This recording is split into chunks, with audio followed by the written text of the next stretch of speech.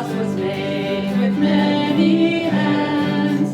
We dug the ground, we cut the wood, each person worked within the plan to raise this house until it stood. This is kind of an interesting set of houses here because we ran an experiment using modular builds to try and accelerate the building schedule to get low-cost housing, and ran side by side a stick-built house that has the same floor plan and essentially the same design, so that we can compare what the cost is from starting from scratch with raw lumber to what a modular home would be. This house hasn't been completed yet, and the economics of it are going to be a little different because of COVID shutdown. When it's all said and done, we'll be able to do a direct comparison of the costs of the two completed houses with this house. With Habitat volunteers, you have free labor, so there's labor savings in that sense. With a modular home, you have economy of scales that are done in a factory setting.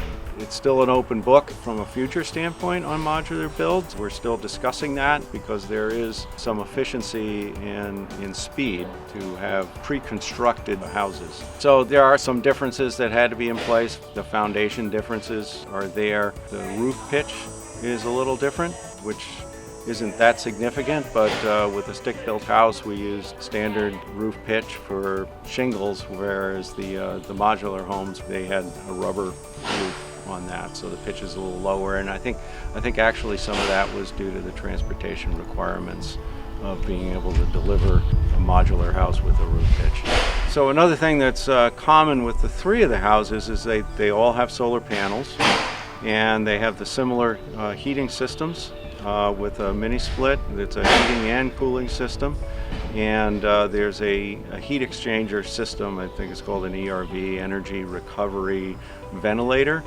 and it pulls air from inside. In the wintertime it'll preheat the air that's coming from outside through the heating system, and in the summertime it pre-cools it.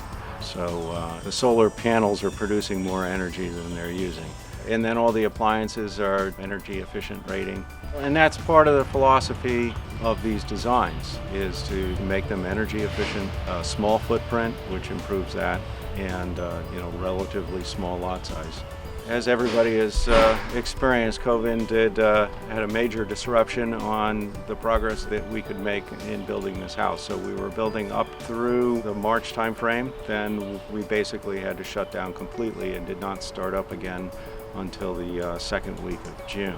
So as far as schedule is concerned, the original intent, I believe, was to have this house completed by the end of May, and so it's been delayed several months for that. It will be finished end of July and into August, which is hard, and so we've prioritized the completion of this house. The family's been waiting, and we want to get that done and get them moved in as soon as we can. We're at the last stretches here of getting appliances installed and some finishing trim work, and then we need to complete inspections and get certification of occupancy. I was here when they dedicated the site in fall of 2018, and I remember looking around this site without any houses here yet, saying this is just a beautiful setting. I called it the Cathedral of Pines. When you look at it now and you see the three houses right here, this is a nice little neighborhood community where people can share their new lives together in this beautiful setting, and it's a joy to see. I remember when people had moved into the modular homes, I was working on the siding, and you'd see the school bus come by, and you'd see the children walking down the driveway to their new house, and I said, this is why we're doing this. And really a heartfelt experience.